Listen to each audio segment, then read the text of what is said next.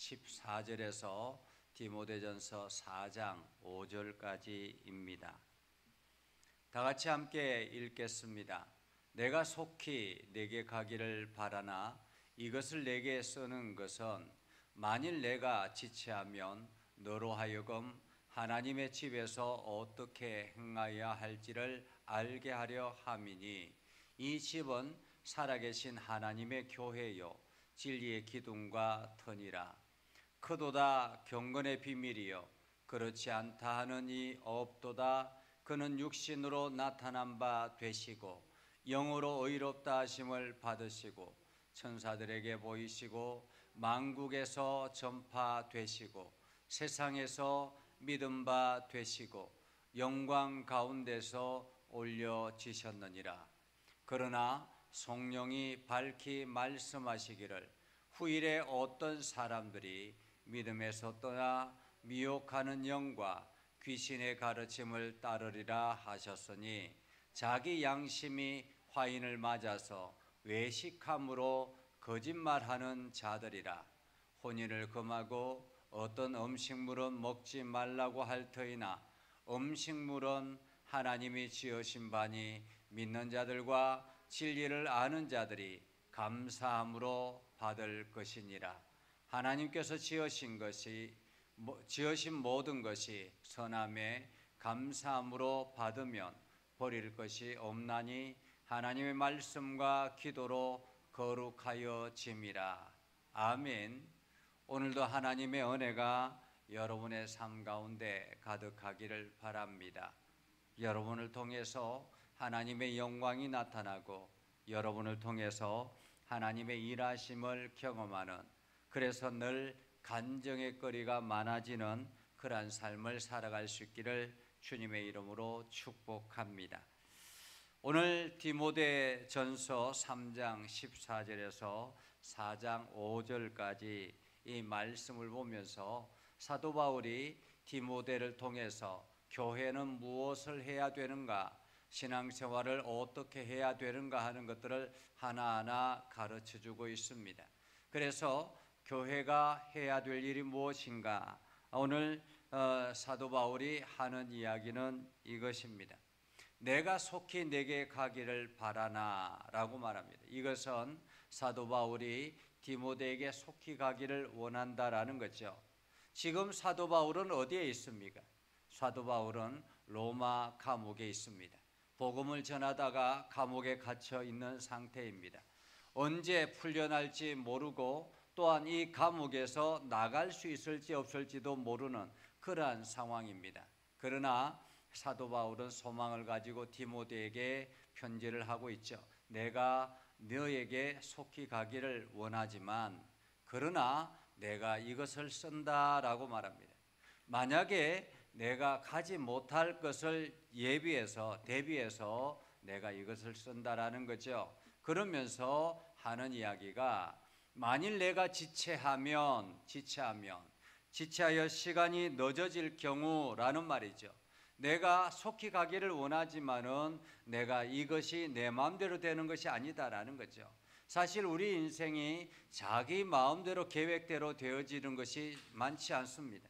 누군들 이게 쉽게 가고 싶지 않겠습니까? 그러나 쉽게 가고 싶지만은 갈 수 없는 것이 우리의 인생이다라는 거죠. 그래서 우리가 사도 바울도 마찬가지입니다.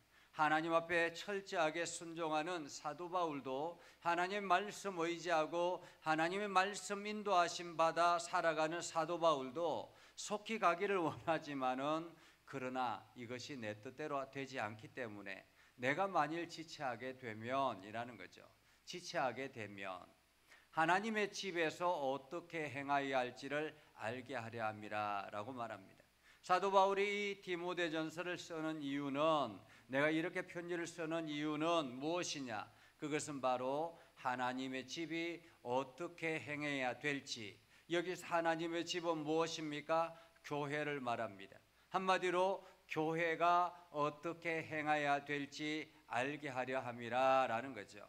사실 디모데가 에베소 교회에 사역을 하면서 목회를 하면서 교회가 무엇인가, 교회는 어떻게 해야 되는가, 이러한 것들을 하나하나 물론 사도 바울을 통해서 말씀을 듣고 훈련하고 배웠지만은 또 이 막상 목회를 현장을 가보면 그것이 막막할 때가 있거든요. 왜냐하면 그 목회를 하다 보면 교인들과 관계 속에서 일어나다 보면 목적을 잃어버릴 경우들이 많이 있습니다.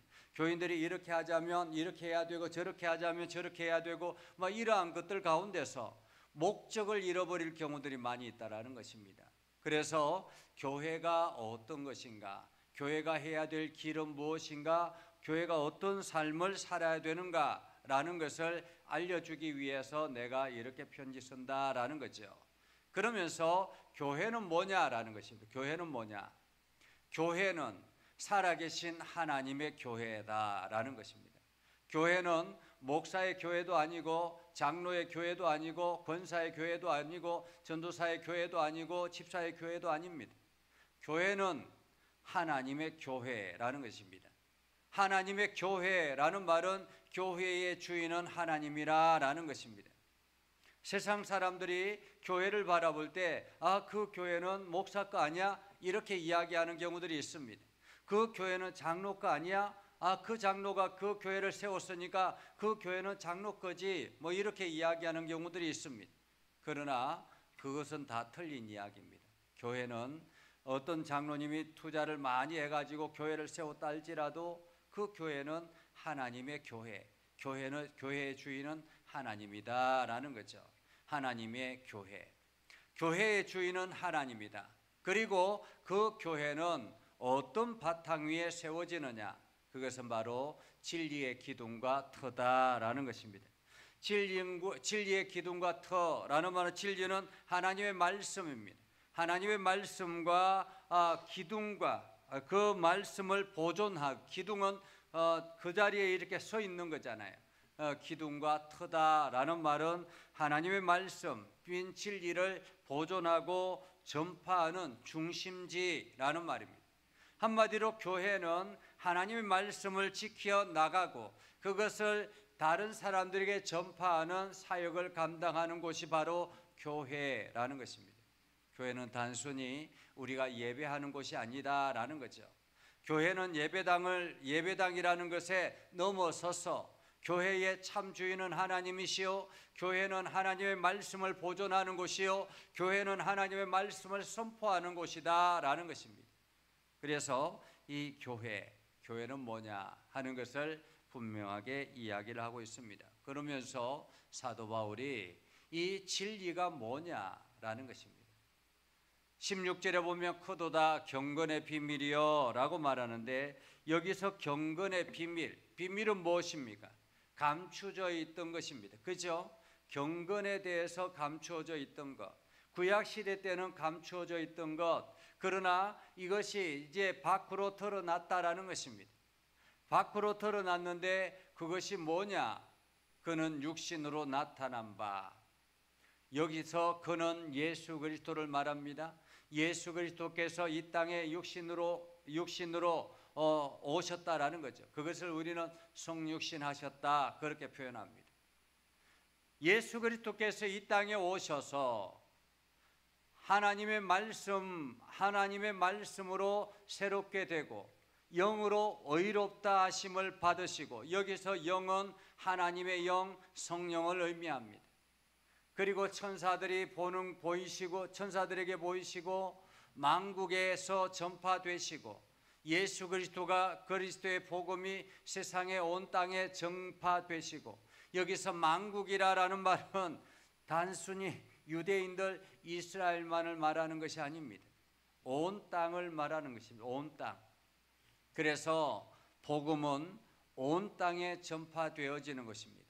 세상에 믿음 바 되시고 영광 가운데 올려지셨느니라. 이것이 바로 경건의 비밀이다. 한마디로 예수 그리스도의 삶이 무엇이냐? 예수 그리스도는 이 땅에 오셔서 육신의 몸을 입고 이 땅에 오셔서 이 땅에서 하나님의 영으로 이 땅에서 그 사역을 감당하시고, 그리고 난 다음에 십자가에 달려 죽으시고 부활하셔서 모든 이들에게 보이시고, 그리고 그것을 온 땅에 전파되도록 하시는 것, 이것이 바로 경건의 비밀이었다. 이것은 하나님께서 구약 시대 때부터 오래전에 예약되어져 있던 예언되어졌던 말씀이고 그것이 현재화되어졌다라는 말입니다. 그러면서 이러한 말씀을 전해서 교회가 든든히 서게 되는데 4장 1절에 보면 그러나 성령이 밝히 말씀하시기를 그러나라는 거죠. 이렇게 교회가 예수 그리스도의 십자가의 은혜로 비밀이 감추어졌던 비밀을 이제 드러나서 그것을 잘 보관하고 관리하고 전하는 일을 감당하는 그러한 교회인데 그러나 성령이 밝히 말씀하시기를 성령께서 말씀하시기를 말이죠. 뭘 말씀하셨느냐? 사도 바울에게 뭘 깨닫게 했느냐 하면 후일에라고 말해요. 후일에. 여기서 후일은 예수 그리스도의 부활 성천 후 이후에 그 이후에 예수님께서 다시 오실 재림의 때까지를 말하는 것입니다. 그래서 이 후일은 어떤 특정한 날이 아니라 장차 앞으로라는 말입니다. 앞으로 어떤 일들이 일어나게 될 것인가? 이것을 성령께서 미리 말씀해 주셨는데 앞으로 어떤 일들이 일어날 것인가? 어떤 사람들이 믿음에서 떠나 여기서 믿음에서 떠나라는 말은 하나님의 말씀 그 말씀의 바탕에서 떠나라는 말입니다. 여러분 교회는 하나님의 말씀의 바탕에서 떠나기 시작하면 그때부터 이상한 사이비 형태로 나아가게 되는 것입니다. 한마디로 내가 복음, 내가 생각하는 그것이 곧 복음인 것처럼 그렇게 생각되어지기도 합니다. 그러면서 이단이 생겨나게 되는 거죠. 믿음에서 떠나 예수 그리스도의 복음에서 떠나 미혹하는 영과 귀신의 가르침을 따르는 사람들이 생기게 된다라는 것입니다. 그 사람들은 자기 양심이 화인을 맞게 된다라는 거죠. 여러분 하나님께서 교회를 세우고 이 땅에 하나님의 거룩한 백성들을 바르게 세워나가는 그 바탕에는 양심이라는 것이 있습니다. 이 양심은 하나님이 주신 거예요. 이 양심이 말씀의 바탕 위에 세워질 때 그 양심을 통해서 우리는 올바른 그리스도인의 삶을 살아가게 되는 것입니다. 그런데 미혹하는 영과 귀신의 가르침을 따르는 사람들이 생기게 되면서 그들이 자기 양심이 화인을 맞게 된다라는 것입니다. 화인을 맞게 된다라는 말은 낙인 찍히게 된다라는 말입니다. 양심이 완전히 사라져버리게 된다라는 거죠. 양심이 화인을 맞아서 양심이 사라져버리니까 그때부터 이 사람들이 어떻게 될까요? 외식함으로 거짓말하는 자들이 된다라는 것입니다. 거짓말하는 자들. 한마디로 복음의 말씀이 아니라 자기의 생각들을 주장하기 시작합니다. 자기의 생각들을 주장하기 시작합니다. 지금 이단들이 이러한 양심의 화인을 맞은 사람들이다라고 말할 수 있겠습니다. 이단들이. 그들은 복음의 말씀을 듣지 않습니다. 자기 교주의 말을 마치 하나님의 말씀처럼 받아들입니다. 그래서 어떤 상황에서든지 그 교주의 말을 철석같이 믿고 그것만이 진리라고 이야기합니다. 성경의 진리가 아니라 교주의 말이 진리가 되어버립니다. 양심이 화인을 맞기 시작하니까 그때부터 거짓말을 하기 시작하는 거예요. 거짓말을. 신천지가 이게 이 교회 안에 들어와서 거짓말하는 거 이것이 그들에게는 당연한 하나의 어떤 지혜 이렇게 이야기하잖아요.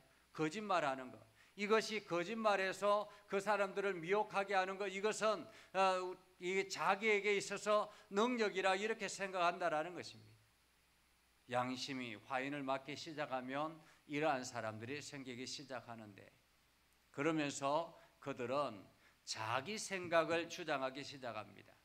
그때 당시에는 어떤 생각을 주장하기 시작했느냐 하면 혼인을 금하고 라는 거죠. 혼인을 금하고 결혼을 하는 것을 금했다라는 것입니다.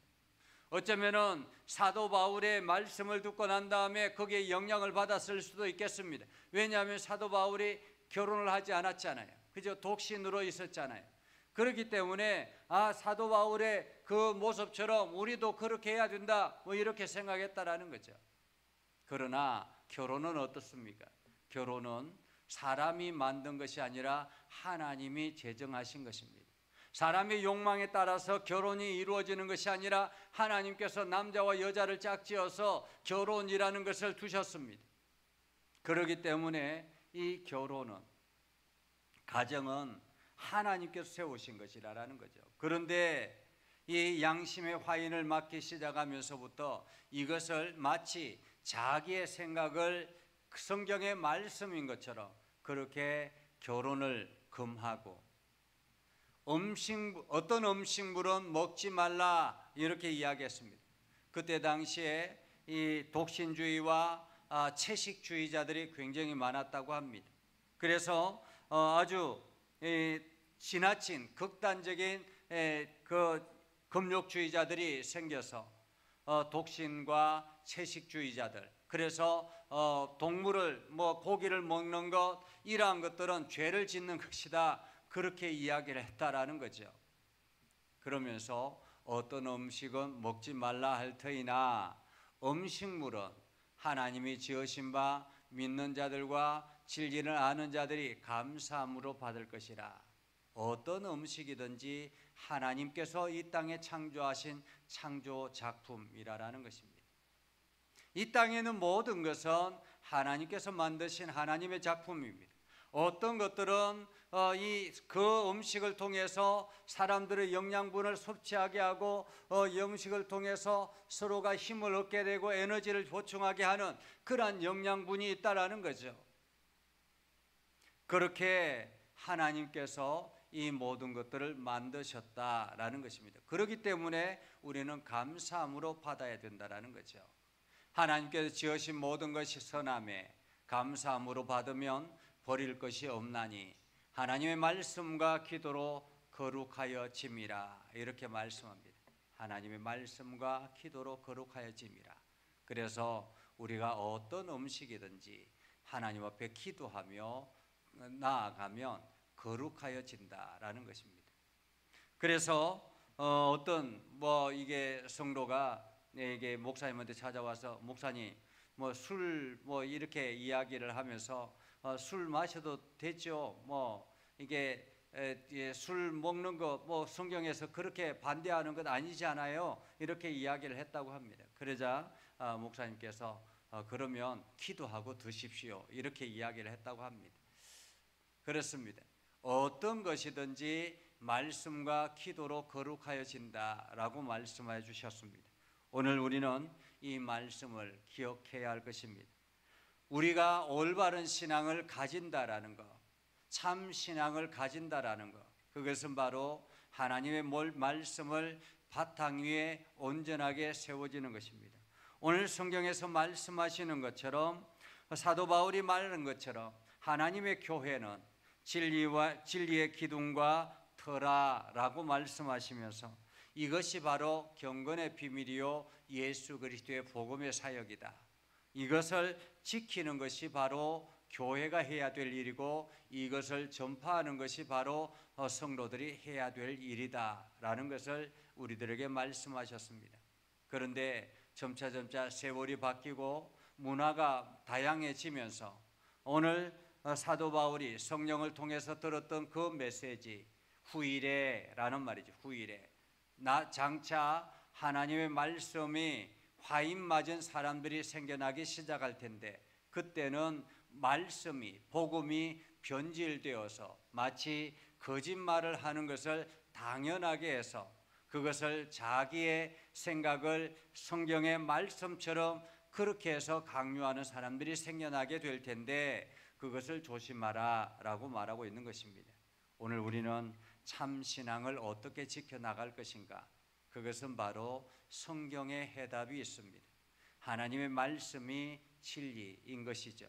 그래서 성경에서 말씀하시고 그 성경의 말씀이 아닌 자기의 생각을 앞장 세우는 그 이야기들은 거짓 교사들이 하는 일이다라는 것을 우리가 기억하면서 거짓 교사들을 경계하고 하나님의 말씀에 터전에 바르게 세워지는 저와 여러분이 되어서 날마다 하나님의 은혜로 가득한 여러분의 삶이 되고 하나님의 복을 넘치게 받는 여러분의 삶이 되기를 주님의 이름으로 축복합니다. 기도하겠습니다. 거룩하신 아버지 하나님, 오늘도 우리 가운데 함께 하시고 하나님의 지혜가 넘쳐나게 해주셔서 하나님의 사랑이 풍성하게 하시고 하나님의 뜻을 이루게 하여 주시옵소서. 아버지 하나님, 오늘도 우리 가운데 역사해 주시고 하나님의 나라, 하나님의 뜻을 이루며 주의 영광 드러내도록 우리의 삶 가운데 함께 동행하여 주시옵소서. 우리가 진리의 말씀을 굳건하게 지켜나가는 거룩한 교회 되게 해주시고 말씀의 바탕 위에 세워지는 하나님의 거룩한 일꾼들 되게 하여 주시옵소서. 예수님의 이름으로 기도드리옵나이다. 아멘. 이제는 우리 구주 예수 그리스도의 은혜와 하나님 아버지 극진하신 사랑과 성령님의 감화 감동 역사 위로 교통하시며 은혜가 주의 말씀 가운데 있는 믿음의 백성들 위해 하는 모든 일들 위해 영원토록 함께하옵시기를 간절히 축원하옵나이다. 아멘.